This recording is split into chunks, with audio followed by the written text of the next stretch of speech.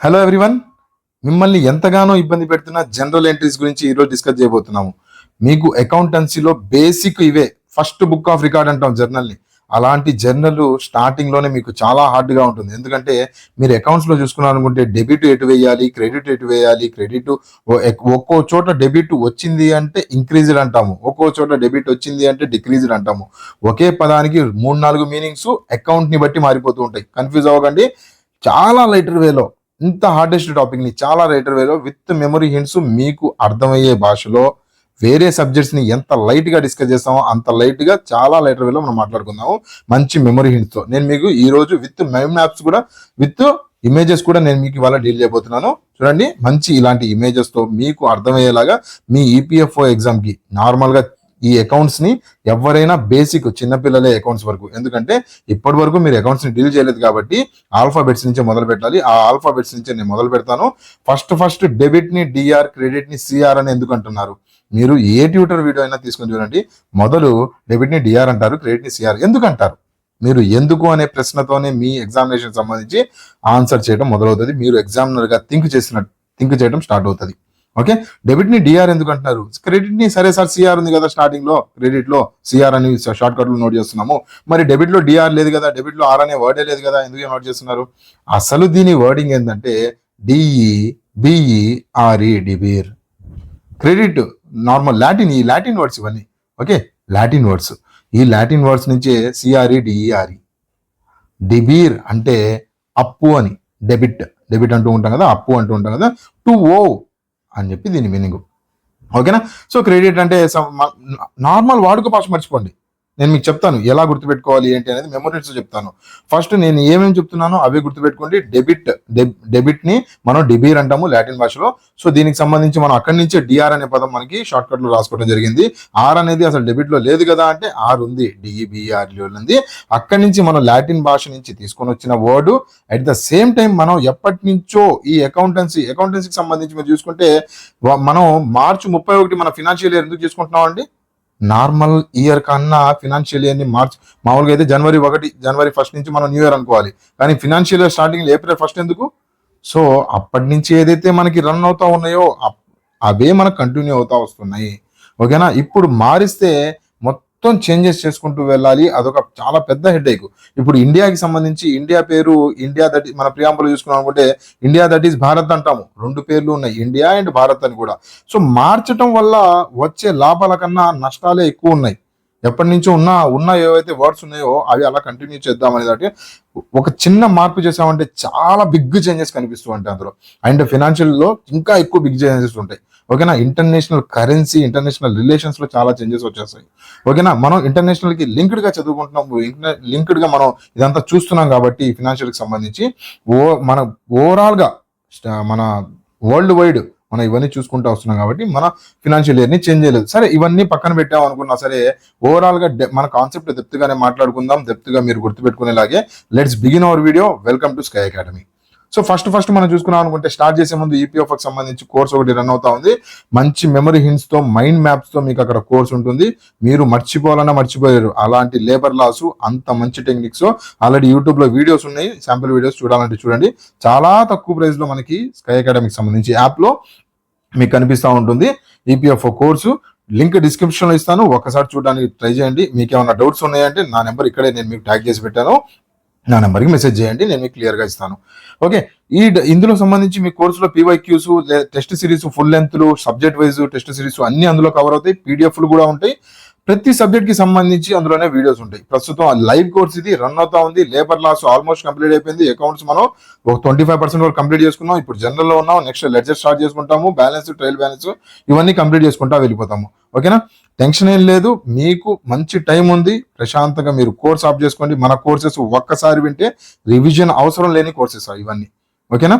పీడిఎఫ్లు and memory hints. పీడిఎఫ్లు ఎలా provide చేస్తామంటే చూడండి, ఇలా మీకు మైండ్ మ్యాప్స్తో కూడిన పీడిఎఫ్ ఒకటి ప్రొవైడ్ చేస్తాను. అండ్ రిటర్న్ డాక్యుమెంట్ ఒకటి వస్తుంది. దాంతో పాటు మీరు ప్రతి సబ్జెక్ట్కి సంబంధించి టేబుల్ ఫార్మాట్లో కూడా మీకు పీడిఎఫ్లు దొరుకుతాయి. మీకు ఎలా చదువుకోవాలనుకుంటే ప్రింటెడ్ డాక్యుమెంట్ కూడా మీకు ఇలా ఉంటుంది. మీకు ఒక్కొక్కరికి ఒక్కొక్క కంఫర్ట్ ఉంటుంది. మీరు ఒకళ్ళు హ్యాండ్ రిటర్న్ బాగా ఇష్టం అవుతుంది సార్ మాకు అంటారు. ఒక్కొక్కసారి మైండ్ మ్యాప్ కావాలి సార్, మాకు క్విక్ రివిజన్గా కావాలి, మైండ్ మ్యాప్స్ కావాలంటారు. కొంతమంది టేబులర్ ఫార్మాట్లో చదవడం ఇష్టపడుతుంటారు. మీకు ఎలా కావాలంటే అలా యాప్లో అవైలబుల్గా ఉన్నాయి. ప్రతి కోర్సులో ఇవన్నీ కలుస్తాయి. ఓకేనా, ఇదొక వేరే కోర్సు, ఇదొక వేరే కోర్సు, ఇదేమో ఉండవు. మొత్తం ఒకే కోర్సులో మీకు ఇవన్నీ దొరుకుతాయి. ఓకేనా, సో చూడడానికి ట్రై చేయండి. యాప్ లింక్ డిస్క్రిప్షన్ ఇచ్చాను. ఇవన్నీ కాదు, వేరే ఎగ్జామ్స్కి ప్రిపేర్ అవుతున్నా సరే, రైల్వే కానీ ఆర్ఆర్బీ కానీ ప్రతి ఎగ్జామ్కి సంబంధించి ఓకే, ఈపీఎఫ్ఓ లాంటి డెప్త్గా వెళ్ళే సబ్జెక్ట్స్కి డెప్త్గా ఉంటుంది కంటెంట్. రైల్వే లాంటి లైటర్ వేలో ఫ్యాక్ట్స్ కావాల్సిన చోట మెమొరీ హింట్స్ తో ఫుల్ లెంత్ కోర్సెస్ అక్కడ అవైలబుల్ గా ఉంటాయి. మీకు టాప్ వేరే వేరే ఎగ్జామ్స్ కి ఏదైనా సరే ఒక్కసారి కోర్స్ చూడండి, మీకు అర్థమైపోతుంది. ఓకే, ఎనీవేస్ ఇవాళ క్లాస్ లో వెళ్ళిపోయాం అనుకుంటే ప్రశాంతంగా వినాలి. మీ మైండ్ లో ఏవైతే ఉన్నాయో అవన్నీ తీసేసేయండి. మైండ్ లో ఉన్నవన్నీ, గతంలో ఉన్నాయి, నా బ్యాంక్ అకౌంట్ లో డెబిట్ అవుతుందా క్రెడిట్ అవుతుందా అవన్నీ వదిలేసేయండి. నేను చెప్పేది ప్రశాంతంగా వినడానికి ట్రై చేయండి, మీకు ఎక్కువస్తుంది. నార్మల్గా అసలు ఇదంతా ఏంటి జర్నల్ ఇదంతా చెప్తున్నారు ఏంటిది, ఇప్పుడే నేను స్టార్ట్ చేశాను అని చెప్పి కోర్సులో చాలా మంది న్యూ మెంబర్స్ ఉన్నారు కదా, వాళ్ళందరి కోసం చెప్తున్నాను. ఇప్పుడు మామూలుగా రామ్ అనే వ్యక్తి ఫర్నిచర్ కొన్నాడు, వాడి ఇంట్లో కోసం చైర్స్ కొన్నాడు. ఎన్ని కొన్నాడు? 50,000 రూపాయలు పెట్టి మంచి అవి ఉంటాయి కదా చెక్క, ఆ చెక్కతో కొన్నాడు. గంధపు చెక్కతో చేసి అనుకోండి ఎగ్జాంపుల్. అలాంటి 50,000 రూపాయలు పెట్టి కుర్చీలు కొన్నాడు అని చెప్పి అనుకుందాము. ఓకే, ఎగ్జాంపుల్ అనుకుందాము. సో 50,000 పెట్టి కుర్చీలు కొన్నాడు కదా. అయితే ఈ శ్యాము తను ఎలా ఎంట్రీ నోట్ చేస్తాడు? నార్మల్గా జనరల్ అకౌంటెన్సీని మర్చిపోయి జనరల్గా ఆలోచించండి. రామ్ అనే వ్యక్తి నీలకమల్ స్టోర్కి వెళ్ళి ఒక 50,000 పెట్టి 4 కుర్చీలు కొన్నాడయ్యా 50,000 రూపాయలు పెట్టి. అతని అకౌంట్లో ఎలా కనిపిస్తూ ఉంటుంది? స్టేట్ బ్యాంక్ ఆఫ్ ఇండియా అతని అకౌంట్లో తీశాడు అంటే అతని స్టేట్మెంట్ ఎలా కనిపిస్తుంది? స్టేట్ బ్యాంక్ ఆఫ్ ఇండియాకి వెళ్ళాడు, నా స్టేట్మెంట్ ఇవ్వ బాబు, లాస్ట్ 3 days మినీ స్టేట్మెంట్ తీసుకున్నాడు అంటే ఎలా కనిపిస్తుంది అంటే రామ్ యొక్క ఎస్బీఐ అకౌంట్ లో 50,000 రూపాయలు డెబిట్ అయ్యాయని కనిపిస్తాయి కదా. మీ అకౌంట్ లో మీరు కొన్నా డెబిట్ అవుతాయి కదా, 50,000 రూపాయలు పోతాయి, డెబిట్ అవుతాయి. ఎక్కడ క్రెడిట్ అవుతాయి? శ్యామ్ అకౌంట్ కి క్రెడిట్ అవుతాయి. అతనే కదా ఆ నీలకమల్ స్టోర్ కి ఓనరు. సో 50,000 అతని అకౌంట్ కి క్రెడిట్ అవుతాయి. ఇంతవరకు క్లియర్ కదా. సో ఇప్పుడు మనం చూద్దానికి ట్రై చేసామనుకుంటే 50,000 తన అకౌంట్ నుంచి డెబిట్ అయినాయి అండ్ శ్యామ్ అకౌంట్ కి క్రెడిట్ అయినాయి. ఇలానే మనం కంపెనీ వైజ్ కు చూసామంటే, అకౌంటెన్సీలో చూసామనుకుంటే ఇక్కడ రామ్ ఒక్కడే, శ్యామ్ ఒక్కడే. కానీ కంపెనీ వైజ్ చూసాము అనుకుంటే మనకి నెంబర్ ఆఫ్ అకౌంట్స్ ఉంటాయి.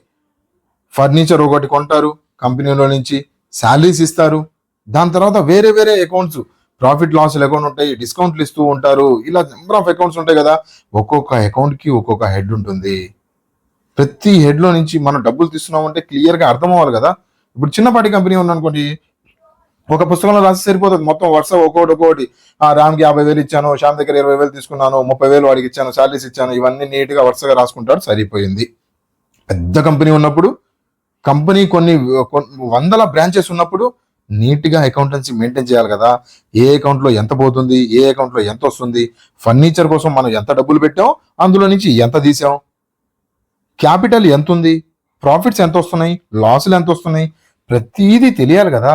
ఆ తెలియడానికే చాలా అకౌంట్లు ఉంటాయి. ఏమేమి అకౌంట్లు ఉంటాయి సార్ అని మీరు అడిగితే అసెట్స్ అకౌంట్ అని ఒకటి ఉంటుంది. అసెట్స్ అకౌంట్ అంటే ఇందులో ఏమేమి వస్తాయి చెప్తాను, ప్రతిదీ చెప్తాను.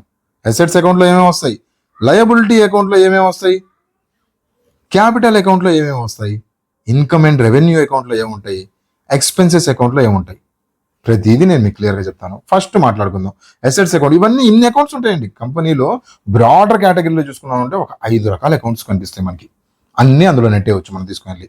ఏ అకౌంట్లో ఏమేమి నెడతాం సార్ అని చెప్పి చూసుకుంటే ఫస్ట్ చూసుకున్నానుకుంటే అసెట్ అకౌంట్ గురించి మాట్లాడుకుందాం. అసెట్ అకౌంట్లో ఏమేమి వస్తాయి, ఏమేమి ఎంట్రీ చేయొచ్చు అంటే, ల్యాండ్ కొన్నారా మీరు? ఇప్పుడు నేను ఉన్నానండి, నాకు నీ పేరు మీద చిల్లి గవ ఆస్తి కూడా లేదు అని చెప్పి అంటూ ఉంటారు. నా పేరు మీద లేదు, నా కంపెనీ పేరు మీద ఉంది కదా. ఏమేమి ఉన్నాయి? నా కంపెనీ పేరు మీద నేను ఆ కంపెనీ ఉన్న స్థలాన్ని కొనేశాను. ల్యాండ్ ఆస్తి, అసెట్టే కదా నా ఆస్తి. నా పిల్లల నా ఆస్తి కాదు.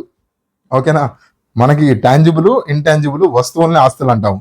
ఓకే, మనం నార్మల్గా కామిక్ వేలో మాట్లాడుకుంటూ ఉంటాం. అంటే మీకు సబ్జెక్టు జనరల్ వేలో అర్థం అవ్వాలి, ఆ రకంగానే నేను మీకు ట్రై చేస్తాను. నెక్స్ట్ చూసుకోవాలనుకుంటే ల్యాండ్ కొన్నారు, బాగానే ఉంది. దానికోసం మీరు కంపెనీ పెట్టుకోవడానికి బిల్డింగ్ కావాలి కదా, బిల్డింగ్ అకౌంట్. దాని తర్వాత మెషినరీ అకౌంట్, మెషినరీ కొంటూ ఉంటారు కదా, ఇవన్నీ అకౌంట్లే. సబ్ కేటగిరీస్ ఇవన్నీ. ఓకేనా, సబ్ కేటగిరీస్ చెప్తాను నేను, టెన్షన్ ఏం పడకండి. ఇవన్నీ మేజర్ అకౌంట్, మేజర్ టాప్ లో ఉండే అకౌంట్ ఏదైనా అంటే అసెట్ కింద ఈ చిన్న అకౌంట్లు ఉంటాయి, చిన్న అకౌంట్లు.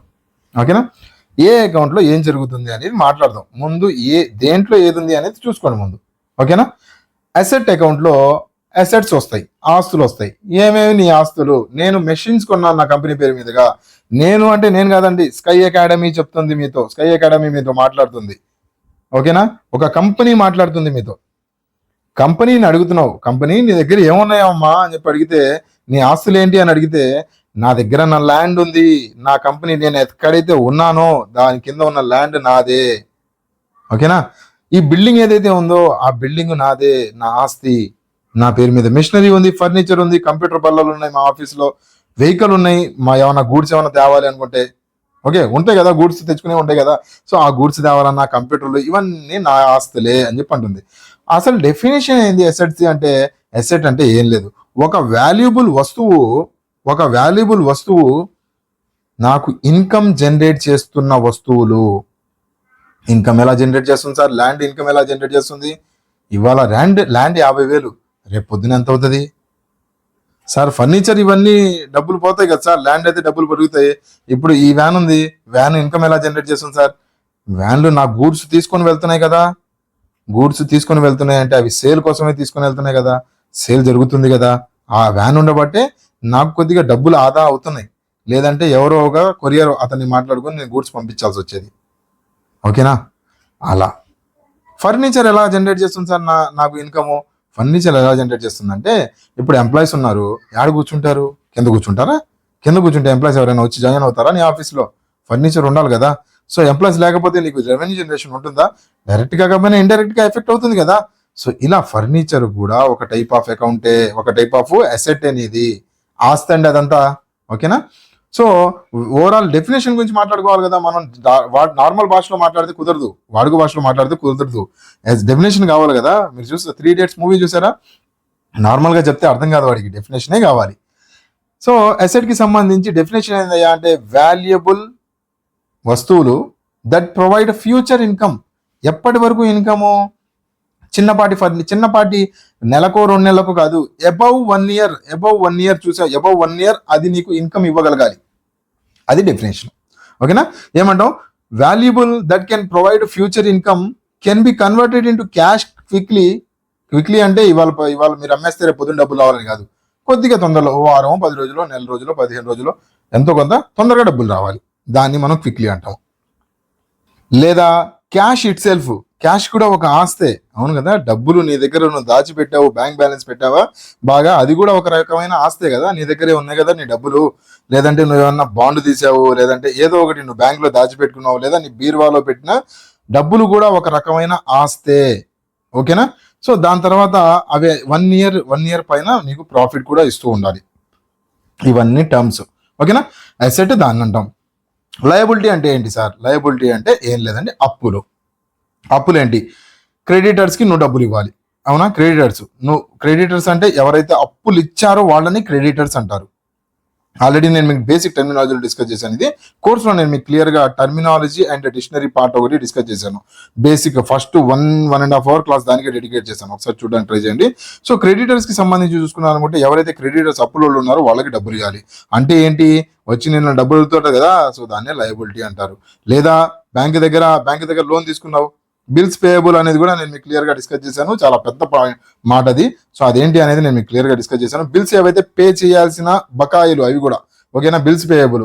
ఎప్పుడైతే నువ్వు అప్పు తెచ్చుకున్నప్పుడు అతనికి ఒక పేపర్ మీద రాసిస్తావు, 10 రోజుల తర్వాత నేను నీకు డబ్బులు ఇస్తాను, ఒక 20 రోజుల తర్వాత నేను నీకు డబ్బులు ఇస్తాను అని చెప్పి ముడి సరుకులు తెచ్చుకుంటావు కదా నీ కంపెనీ కోసం. ఆ ముడి సరుకులనే బిల్స్ పేయబుల్ అంటారు. ముడి సరుకుల్ని కాదు, ముడి సరుకుల కోసం తెచ్చుకున్న అప్పుతో తెచ్చుకున్న ఆ సరుకులు ఏవైతే ఉన్నాయో వాటిని అన్నింటినీ బిల్స్ పేయబుల్ అంటావు. ఓకేనా? అర్థమైంది అనుకుంటున్నాను. బేసిక్ టర్మినాలజీస్ అని నేను మీకు క్లియర్గా డిస్కస్ చేశాను, ఆ వీడియోలో చూడడానికి ట్రై చేయండి. బ్యాంక్ లోన్స్ అప్పులేనా? అవుట్ స్టాండింగ్స్ అప్పులు. దాని తర్వాత శాలరీస్ అప్పులు కాదు కానీ ఇవ్వాల్సినవి. ఓకే? దాని తర్వాత ఇంట్రెస్ట్ కట్టాలి కదా, నువ్వు ఏదో లోన్ తెచ్చుకుని ఉంటావు కదా, దానికి సంబంధించి ఇంట్రెస్ట్ కూడా కట్టాలి. ఇవన్నీ ఏంటంటే నువ్వు కట్టాల్సిన బకాయిలు. ఓకేనా? ఇవన్నీ లయబిలిటీస్ అంటారు. ఓకేనా? దీన్ని ఏమంటావు? Money owns to someone, financial obligation. ఇది కట్టాల్సింది నువ్వు ఎట్టి పరిస్థితిలో. ఓకేనా? ఇన్కమ్ లేదా రెవెన్యూ. ఏంటయ్యా ఇది? ఇన్కమ్ అండ్ రెవెన్యూ అంటే మీకు ఏదైతే కమిషన్లు వస్తూ ఉంటాయి కదా, 1% కమిషన్, 2% కమిషన్ మీద పనిచేసే వాళ్ళు కూడా ఉంటారు కదా. ఎవరు కమిషన్ మీద పనిచేసే వాళ్ళు? మీరు చూసుకున్నారు అనుకుంటే రియల్ ఎస్టేట్ బిజినెస్ చేస్తూ ఉంటారు, అది కూడా ఒక రకమైన కంపెనీ కదా. సో రియల్ ఎస్టేట్ కోసం పనిచేసే వాళ్ళు కూడా మీరు చూసుకున్నారు అనుకుంటే అది కూడా ఒక టైప్ ఆఫ్ ఇన్కమే. ఓకే, దాని తర్వాత సేల్స్ లో ప్రాఫిట్ వస్తుంది కదా, అది కూడా ఒక ఇన్కమే. ఇన్కమ్స్ అన్ని ఇందులోకి వస్తాయి, ఈ కేటగిరీలోకి వస్తాయి. దాని తర్వాత ఇంట్రెస్ట్ రావాల్సింది, ఇందాక నువ్వు కట్టింది, కొంతమందికి నువ్వు లోన్లు ఇస్తావు కదా, ఆ ఇంట్రెస్ట్. రెంట్ మీద నీకు ఇన్కమ్ వస్తూ ఉంటుంది, అది. రాయల్టీ అంటే ఏంటి, నువ్వు ఫ్రాంచైజీలు ఇచ్చావు నీ కంపెనీకి, దానికి సంబంధించి రాయల్టీ వస్తూ ఉంటుంది. దాని తర్వాత డివిడెంట్, నువ్వు ఏమైనా షేర్లు పడితే దాని మీద డివిడెంట్లు వస్తూ ఉంటాయి. ఇవన్నీ ఇన్కమ్ కిందకు వస్తాయి. అవునా, మీరు కంపెనీ అంటే బార్డర్ కేటగిరీలో అన్ని కంపెనీలని ఊహించుకోవాలి. రియల్ ఎస్టేట్ కంపెనీకి సంబంధించి కానీ అందరి గురించి మాట్లాడుకుంటాం, మనం ఓవరాల్ గా డిస్కస్ చేసుకుంటాం. ఇన్కమ్ రెవెన్యూ అంటే ఏంటి, money earned from different sources, దాన్ని ఇన్కమ్ రెవెన్యూ అంటారు. ఎక్స్పెన్సెస్ అంటే ఏం లేదండి, ఏదైతే నువ్వు ట్రావెలింగ్కి వెళ్తూ ఉంటావు, పర్చేస్ చేస్తూ ఉంటావు, ఎలక్ట్రిసిటీ బిల్ కట్టాలి కంపెనీ కోసం, టెలిఫోన్ బిల్ కట్టాలి, నీ కంపెనీలో అడ్వర్టైజ్మెంట్ చేయించుకుంటూ ఉంటావు, రెంట్ కడుతూ ఉంటావు, ఇవన్నీ ఎక్స్పెన్సెస్ కిందకి వస్తాయి. ఓకేనా, money spend day to day to run business, to earn income. ఓకేనా, అది ఎక్స్పెన్సెస్ అంటే. క్లియరా? సో ఇక్కడ వరకు అర్థమైంది కదా మీకు. నెక్స్ట్ చూసుకున్నాం అనుకుంటే మనం దీని తర్వాత ఎక్స్పెన్సెస్ గురించి మాట్లాడుకున్నాం కదా, దీని తర్వాత క్యాపిటల్ అండ్ ఈక్విటీ. లాస్ట్ వచ్చేసామో, అయిపోయింది. Capital and equity. క్యాపిటల్ అన్న ఈక్విటీ అన్న ఏంటంటే ఓనర్ ఏవైతే డబ్బులు పెడతాడో దాన్ని క్యాపిటల్ అండ్ ఈక్విటీ అంటారు. ఓకే, ఓనర్ ఒకవేళ డబ్బు పెట్టకుండా వేరే అతను డబ్బులు పెట్టాడు, అది లయబిలిటీ, అప్పది. ఓనర్ పెడితే క్యాపిటల్, బయట అతను పెడితే లయబిలిటీ అంటాం. బ్యాంక్ లోన్ తీసుకున్నాడు, ఏంటది, లయబిలిటీ. ఓనర్ డబ్బులు పెడితే అది క్యాపిటల్. ఓకేనా, సో నెక్స్ట్ చూసుకున్నాం అనుకుంటే డ్రాయింగ్. ఓనరు తన సొంత ఖర్చుల కోసం డబ్బులు తీస్తే దాన్ని డ్రాయింగ్స్ అంటారు. అయిపోయినాయి అకౌంట్స్, ఇవే బార్డర్ కేటగిరీలో అకౌంట్స్. ఒక్కసారి మనం ఈ టేబుల్ స్క్రీన్ షాట్ తీసుకొని, మీరు ఈ టేబుల్ ఇలానే స్క్రీన్ షాట్ తీసుకొని మీరేం చేయాలంటే, ఇక్కడ నేను మీకు టిక్కు పెట్టినట్టుగా మీరు కూడా ప్రతి దానికి టిక్కు పెట్టి నాకు వాట్సాప్లో పంపించాలి. నా నెంబర్ ఇది. ఓకేనా, ప్రతి దానికి టిక్కు పెట్టి నాకు మీకు ఇవాళ దీనికి సంబంధించి హోంవర్క్ ఇదే. ఎలా టిక్కు పెట్టాలంటే, బిల్డింగ్ ఉంది, బిల్డింగ్ ఏంటి, ఒక రకమైన ఎసెట్ దగ్గర టిక్ పెట్టాను, ఇది లయబిలిటీ కాదు, ఇన్కమ్ కాదు, ఎక్స్పెన్సెస్ కాదు, క్యాపిటల్ కాదు. అలానే కంప్యూటర్ కొన్నావు, అదొక రకమైన ఎసెట్. క్రెడిటరు, అదొక రకమైన లయబిలిటీ. క్యాష్ కూడా ఒక రకమైన ఎసెట్. ఓకేనా, ఇక్కడ టిక్ పెట్టాలి. ఫర్నిచర్ కూడా ఒక రకమైన ఎసెట్. అవునా, దాని తర్వాత శాలరీస్ పే చేయాలి, ఎసెట్ కాదు, లయబిలిటీ. అవును, ఇక్కడ టిక్ పెట్టాలి. ఓకే, సో ఇలా డ్రాయింగ్స్ కంపెనీకి సంబంధించి డ్రాయింగ్స్ చేశాడు అంటే ఓనరు, క్యాపిటల్ అండ్ డ్రాయింగ్ లో ఇక్కడ టిక్ పెట్టండి. ఇలా టిక్ పెట్టి ప్రతిదీ నాకు వాట్సాప్ నెంబర్ షేర్ చేయండి. ఓకేనా, సో ఎనీవేస్ ఇప్పుడు దీనికి సంబంధించి క్లియర్, మనకి దేంట్లో ఏది వస్తుంది అనేది నేను మీకు క్లియర్ గా ఎక్స్ప్లెయిన్ చేశాను. ఇప్పుడు మనం మాట్లాడుకుందాం ఎలా మనం ఎంట్రీ వేస్తాం అనేది క్లియర్ గా మాట్లాడుకుందాము. మాట్లాడుకునే ముందు మీకు ఒక చిన్న ప్రశ్న, ఏంటది, బ్యాంక్ డబ్బులు డిపాజిట్ చేస్తారు కదా. ఓకే, ఇక్కడ ఒక గురుగారు, స్వామీజీ గారు ఒక నదీ తీరాన కూర్చొని తపస్సు చేసుకుంటున్నారు, లేదంటే ధ్యానం చేసుకుంటున్నారు, ఏదో చేసుకుంటున్నారు. ఆ నదీ తీరాన్ని ఏమంటారు, బ్యాంక్ అంటారు. అదేంటి సార్, ఇదేం బ్యాంకు, రెండు ఒకటే, కానీ సందర్భం వాడే చోటు మారుతా ఉంది. ఇదేంటి, మనం దీనికి సంబంధించి జాగ్రఫీ, ఎన్విరాన్మెంట్ గురించి మాట్లాడుకునేటప్పుడు బ్యాంకుని ఇలా మాట్లాడతాం, రివర్ బ్యాంకు. ఫినాన్షియల్ టర్మినాలజీలో బ్యాంకుని ఇలా మాట్లాడతాం. అర్థమైంది కదా. ఇంకో ఎగ్జాంపుల్ చూద్దాం. ఇదేంటిది, బ్యాట్. ఇది అవునా, ఇది కూడా బ్యాటే. వాడే స్పోర్ట్స్లో దీన్ని బ్యాట్ అంటాం, యానిమల్స్లో దీన్ని బ్యాట్ అంటాం. అదేంటి సార్, ఒకే పేరు డిఫరెంట్ మీనింగ్స్ వస్తూ ఉన్నాయి. అలానే అదేవిధంగా మీరు వాడే డెబిట్ పదానికి మీనింగు మీ సేవింగ్స్ అకౌంట్కి సంబంధించి డబ్బులు పోవటం. క్రెడిట్ మీనింగ్ ఏంటంటే మీ సేవింగ్స్ అకౌంట్ ప్రకారం, అంటే మీ ఎస్బీఐ సేవింగ్స్ అకౌంట్ ప్రకారం, మీ ఎస్బీఐకి సంబంధించి సేవింగ్స్ అకౌంట్ ప్రకారం డబ్బులు వస్తే దాన్ని మీరు క్రెడిటెడ్ అంటారు. వచ్చిందా message, your account has been credited 20 rupees, మీ ఫ్రెండ్ పంపించుంటాడు టీ తాగడానికి. ఓకేనా, లేదా your account has been credited 50,000 rupees, ఎందుకు, శాలరీ వచ్చింది అనుకుందాం. Your account has been debited 20 rupees, tea తాగడానికి టీ షాప్ వాడికి 20 రూపీస్ కట్టారు. ఓకే, సో ఈ డెబిటెడ్ క్రెడిటెడ్ ఏవైతే ఉన్నాయో, ఏవైతే వర్డింగ్స్ ఉన్నాయో మీ సేవింగ్స్ అకౌంట్కి సంబంధించి ఒకలా వాడుతున్నాం. కానీ ఈ drawings, expense account, asset account, liability account, equity account, revenue account ఏవైతే ఇందాక మనం మాట్లాడుకున్నాం ఆ అకౌంట్కి వేరేగా మాట్లాడతాం. ఇదే మీరు ఇక్కడ గుర్తుపెట్టుకోవాల్సింది. ఇందాక నేను ఎలా అయితే మీకు ఇక్కడ బ్యాట్ మీనింగ్ ఏంటయ్యా అని నేను మిమ్మల్ని అడిగితే ఇది బ్యాట్ అని చెప్పి మీరు అన్నారు. కాదు ఇది బ్యాట్ అని నేను అన్నాను. అలానే నేను మిమ్మల్ని డెబిట్ అని అడిగితే మీరేమంటారు? డబ్బులు కట్ అయినాయి అంటారు. కానీ నేనేమంటానంటే డబ్బులు వచ్చినాయి అంటున్నాను. అదేంటి సార్ డబ్బులు రావటం ఏంటి? అకౌంటింగ్ టెర్మినాలజీలో దీనికి ప్రిస్క్రైబ్డ్ మీనింగ్ ఏంటి అని అడిగితే అకౌంటింగ్ టెర్మినాలజీలో ఫర్ ఎగ్జాంపుల్ ఇప్పుడు ఈ అకౌంట్ చూసుకుందాము, ఫర్నిచర్ అకౌంట్ చూసుకుందాము. ఫర్నిచర్కి సంబంధించి ఫర్నిచర్ వచ్చింది. ఫర్నిచర్ వస్తే ఏమనాలి?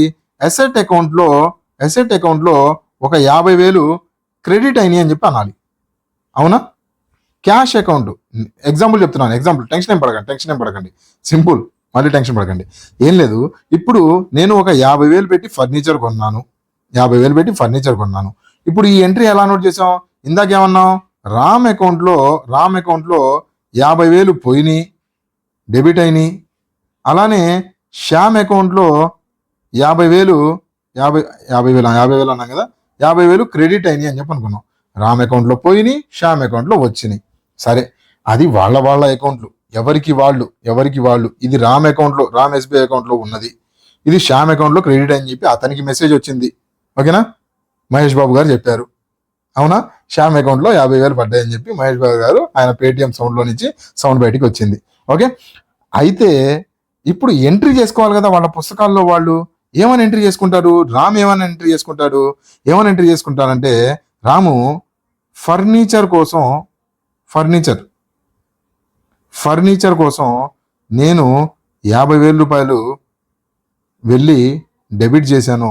దేంట్లో నుంచి చేశాను అయ్యా అంటే నా దగ్గర క్యాష్ పడుంది, నా బ్యాంక్లో, ఎస్బీఐ బ్యాంకులో క్యాష్ పడుంది. అందులో నుంచి 50,000 డెబిట్ చేసి ఫర్నిచర్ అకౌంట్ నుంచి బయటికి కట్టాను. అవునా? టెన్షన్ పడకండి. ఏం లేదు, జస్ట్ వినండి. డెప్త్గా విత్ కోడింగ్ నేను మీకు చెప్తాను. జస్ట్ నేను చెప్పేది మాత్రం వినడానికి ట్రై చేయండి. ఏమని అంటున్నాను? నేను ఫర్నిచర్ కొనుక్కోవాలి కాబట్టి నాకు 50,000 కావాలి కాబట్టి నా దగ్గర క్యాష్ ఏదైతే ఉందో క్యాష్ అకౌంట్ని డెబిట్ చేశా.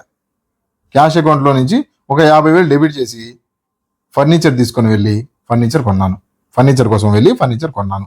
అంతవరకు క్లియర్ కదా?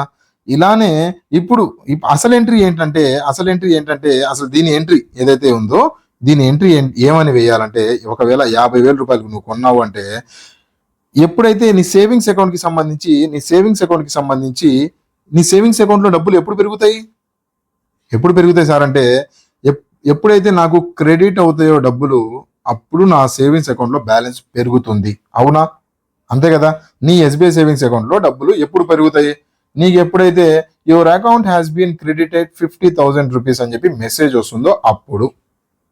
ఎప్పుడు తగ్గిపోతాయి అంటే నీ సేవింగ్స్ అకౌంట్లో ఎప్పుడైతే డెబిట్ అయిపోతాయో నీ దగ్గర నుంచి డబ్బులు, అప్పుడు నీ సేవింగ్స్ అకౌంట్లో నుంచి అంత పార్ట్ కట్ అవుతుంది. ఓకేనా? డిక్రీజ్ అయిపోతుంది. అప్పటి వరకు 1,00,000 రూపాయలు ఉన్నాయి, అప్పుడు 50,000 రూపాయలు అయిపోతాయి. క్లియరా? నెక్స్ట్, ఇప్పుడు మనం మాట్లాడుకున్నాం అనుకుంటే డ్రాయింగ్స్ అకౌంట్ ఒకటి ఉంది.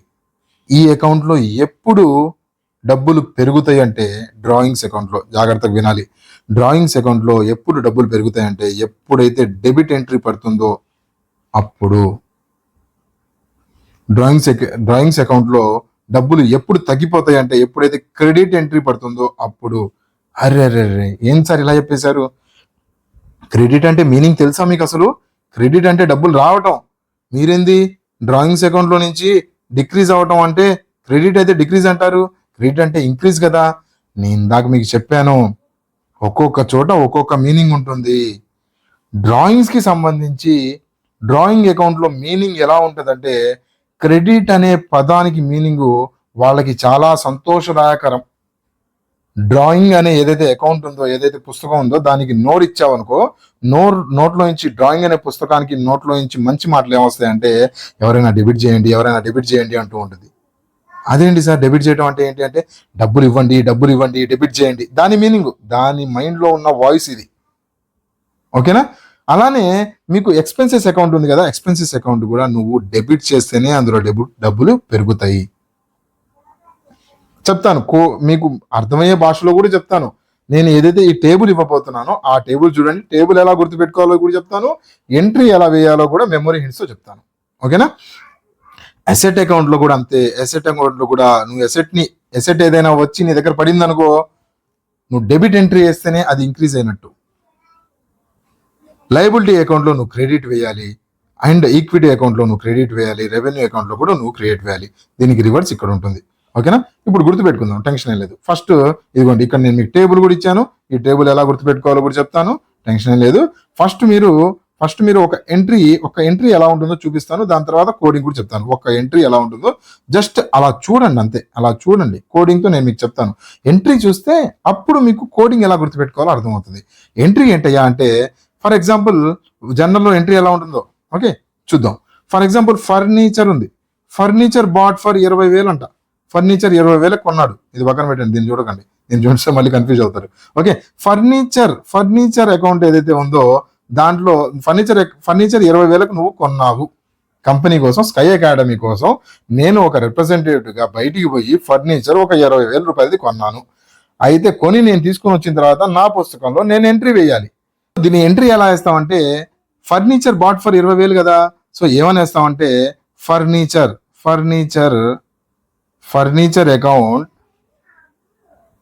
క్రెడిటెడ్ ఎంత 20,000 to cash account debited. Okay, ఇది ఎంట్రీ. ఇలా వేస్తాం, ఇలా చుక్కలు పెట్టేసి ఇలా వేస్తాం. ఇది ఎంట్రీ. ఓకేనా? దీన్ని ఇంకా నీట్గా ఎలా వేస్తాం అంటే, ఇదిగోండి ఇక్కడ టేబుల్ చెప్పాను కదా, ఈ టేబుల్లో ఇక్కడ డేట్ వేస్తాం 20/3, ఇక్కడ డేట్ వేస్తాము. కనిపించిన వాళ్ళకి క్లియర్గా రాస్తాను చూడండి. ఇలా నీట్గా ఏం లేదు, ఈ టేబుల్లో ఎలా వేయాలో చెప్తాను నేను మీకు. అక్కడ ఆ పదాలు వాడిని కూడా నేను మీకు ఎలా వేస్తానో చెప్తాను. సింపుల్, చాలా సింపుల్. జస్ట్ ఇంత సింపుల్ అంటారు, ఆ రకంగా నేర్పిస్తాను, టెన్షన్ లేదు. ఇక్కడ డేట్ వేస్తాం, ఇవాళ 2వ తారీఖు 10వ నెల 2030. ఓకే, ఇక్కడ డేట్ వేస్తాము. దాని తర్వాత ఇక్కడ పర్టికులర్ ఏం చేసావు నువ్వు అని చెప్పి ఆ పుస్తకంలో ఉంటుంది. ఏం చేసామంటే ఫర్నిచర్ అకౌంట్ లో నుంచి నేను క్రెడిట్ చేశాను టు క్యాష్ అకౌంట్ డెబిటెడ్ అని రాస్తాం. ఓకే, ఇక్కడ క్రెడిటెడ్, డెబిటెడ్. ఇక్కడ ఫర్నిచర్ అకౌంట్ ఎదురుగా 20,000 వేస్తాం, క్యాష్ అకౌంట్ ఎదురుగా 20,000 వేస్తాం. ఓకే, ఇదే మన డబల్ ఎంట్రీ సిస్టమ్ అంటాం దీన్ని. ఓకేనా? Double entry system. ఒక చోట పోతుంటే ఒక చోట వస్తున్నట్టు చెప్తాను నేను మీకు. ఇప్పుడు ఈ స్టేట్మెంట్ ఏదైతే నువ్వు రాసేసావు సారు, మాకు గుర్తు పెట్టుకోవడం ఎలా నాకు చెప్పు. ఆ ఏదైతే ఎంట్రీ ఉంది కదా, ఈ ఎంట్రీకి సంబంధించి ఫర్నిచర్ అకౌంట్లో నువ్వు ఎలా చేసావు, ఇక్కడ డెబిట్ ఇక్కడే ఎందుకు వేసావు, దాని తర్వాత ఈ స్టేట్మెంట్ ఎలా రాసావు, అది సార్ మాకు కావాల్సింది. చెప్తాను చూడండి. ఏం లేదు, మీరు సింపుల్గా ఫస్ట్ ఈ వర్డ్ ఒక్కటి గుర్తుపెట్టుకోండి. డీలర్. కార్ డీలర్ ఉన్నాడా, మంచిగా మీకు మంచి తక్కువ ప్రైజెస్ లో కార్ డీలర్, మంచి షోరూమ్కి వెళ్తే మంచి డీలర్ దొరికారు అనుకోండి. మన కంపెనీ గురించి మాట్లాడుకుంటున్నా కదా, కంపెనీకి ఈ వర్డే చెప్తాను చూడండి. డీలర్ అనే పదం మీరు గుర్తుపెట్టుకున్నారు అనుకుంటే, ఫస్ట్ ఈ డీలర్ లో డి అంటే ఏంటి, ఇందాక నువ్వు మాట్లాడుకుందే డ్రాయింగ్స్, ఈ అంటే ఎక్స్పెన్సెస్, ఏ అంటే అసెట్స్, ఎల్ అంటే లయబిలిటీస్, ఈ అంటే మళ్ళీ ఈక్విటీ, ఆర్ అంటే ఈక్విటీ ఆర్ క్యాపిటల్ అంటాం కదా, ఈక్విటీ ఆర్ క్యాపిటల్, ఆర్ అంటే రెవెన్యూ ఆర్ ఇన్కమ్ అంటాం కదా. ఈ రెండు ఒకే మాటలు. ఓకే, క్యాపిటల్ అన్నా, ఈక్విటీ అన్నా, రెవెన్యూ అన్నా, ఇన్కమ్ అన్నా ఒకే మాటలు. ఓకేనా? సో ఈ డీలర్ అనే పదం ఎందుకు చెప్పానంటే, మీరు చూసారనుకుంటే ఈ డీలర్లో ఫస్ట్ 3 అక్షరాలు ఉన్నాయి కదా, ఈ 3 ఒక జాతికి చెందినవి. అంటే ఏంటి, ఇందు లోపల ఏమైనా వస్తున్నాయి అంటే వాటిని డెబిట్ చేయాలి.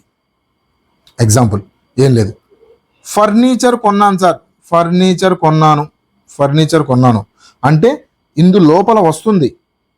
ఫర్నిచర్ పెరుగుతుంది కదా, నువ్వు కుర్చీలు కొన్నావు, అప్పటి వరకు 10 కుర్చీలే ఉన్నాయి నీ దగ్గర, ఇప్పుడు ఏమైపోయినాయి 15 కుర్చీలు కాబోతున్నాయి. ఫర్నిచర్ కొన్నావు 50,000 పెట్టి, ఇందాక నుంచి మాట్లాడుకుంటాం. ఫర్నిచర్ కొన్నావు 50,000 పెట్టి, 50,000 పెట్టి నువ్వు ఫర్నిచర్ కొన్నావు కాబట్టి నీ దగ్గర ఫర్నిచర్ పెరుగుతుంది. ఈ మూడిట్లో ఏదైనా వస్తువు పెరుగుతుంది అంటే దానికి డెబిట్. ఓకేనా? ఎలా డెబిట్ వేస్తాం, దీనికి ఎంట్రీ ఎలా వేస్తాం అంటే ఫర్నిచర్ అకౌంట్ ఏమైంది, డెబిటెడ్ టు క్యాష్ అకౌంట్. ఇక్కడ డెబిట్ వేసావు కాబట్టి ఇక్కడ క్రెడిట్ వేస్తావు. ఇప్పుడు రివర్స్ ఉంటుంది. ఓకేనా? సింపుల్. ఈ ఒక్క లైన్ వచ్చేసి చాలు మీకు, ఈ లైన్ వచ్చేసి చాలు. కింద 2 క్యాష్ అకౌంట్, ఇక్కడ డెబిట్ వేస్తే ఇక్కడ క్రెడిట్ వేస్తావు, ఇక్కడ క్రెడిట్ వేస్తే ఇక్కడ డెబిట్ వేస్తావు. సింపుల్. ఓకేనా? ఇది ఎందుకు వేస్తారో కూడా చెప్తాను నేను మీకు. ఫస్ట్ ఒక లైన్ నేర్చుకోండి, ఒక లైన్. ఇక్కడ ఏం వేయాలి? ఫస్ట్ నువ్వు ఫర్నిచర్ కొన్నావు, నీకు క్లారిటీ ఉంది. క్వశ్చన్లోనే నీకు ఫర్నిచర్ అనే పదం ఇచ్చేస్తాడు. ఫర్నిచర్ నీ క్వశ్చన్లో స్టేట్మెంట్ అడుగుతాడు. ఫర్నిచర్ అకౌంట్ 50,000 కొడితే ఫర్నిచర్ అకౌంట్లో నువ్వు డెబిట్ చేస్తావా క్రెడిట్ చేస్తావా అని అడుగుతాడు. సో డెబిట్ చేస్తావా క్రెడిట్ చేస్తావా? నార్మల్గా చూసుకున్నావు అనుకుంటే ఫర్నిచర్ పెరుగుతుంది కాబట్టి క్రెడిట్ అని నువ్వు అనుకుంటున్నావు. నీ జనరల్ భాషలో ఫర్నిచర్ పెరుగుతుంది అంటే పెరుగుతుంది కాబట్టి ఏదైనా వస్తువు నీ బ్యాంక్ అకౌంట్లో బ్యాలెన్స్ పెరుగుతుంటే క్రెడిట్ అవుతుంది అని నువ్వు అనుకుంటున్నావు. కానీ ఫర్నిచర్ అలా ఆలోచించట్లేదు. ఫర్నిచర్ ఎప్పుడు సంతోషపడుతుంది అంటే ఎప్పుడైతే డెబిట్ జరుగుతుందో. ఇందాక నేను మీకు చెప్పాను కదా, డెబిట్ డెబిట్ రా రా రా అంటూ ఉంటుంది. డెబిట్ జరగాలి. ఓకేనా?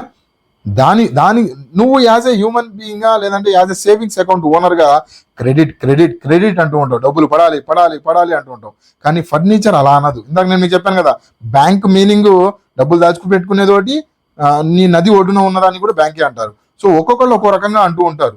ఓకే, రివర్ ఏమంటూ ఉంటుంది? బ్యాంక్ అంటే నా తీరంలో ఉన్నదాన్ని బ్యాంక్ అంటారు అని నది అంటుంది. కానీ మనం డబ్బులు దాచిపెట్టుకునే బ్యాంకు వేరేది అంటుంది, వేరే మాట. దానికి నోరిస్తే అది వేరే రకంగా చెప్తుంది. అలానే ఫర్నిచర్ కూడా డెబిట్ అనే పదానికి మీనింగ్ ఏంటంటే ఫర్నిచర్ పరంగా డెబిట్ అంటే ఏదైనా కొత్త వస్తువు తనలోకి వస్తుంటే, అంటే ఇంక్రీజ్ అవుతుంటే. అర్థమైంది కదా? సో ఫర్నిచర్ కొన్నాడు అని రాంగ్లోనే ఇంక్రీజ్ అయ్యింది అని మీ మైండ్లో రావాలి. ఇంక్రీజ్ అయ్యింది అంటే దానికి డెబిట్ అయ్యాలి. ఈ మూడిట్లో ఏది ఇంక్రీజ్ అయినా సరే నువ్వు దాన్ని డెబిటే చేయాలి. ఆ పేరు పక్కనే డెబిట్ అనే రాయాలి. ఈ మూడిట్లో ఏదైనా సరే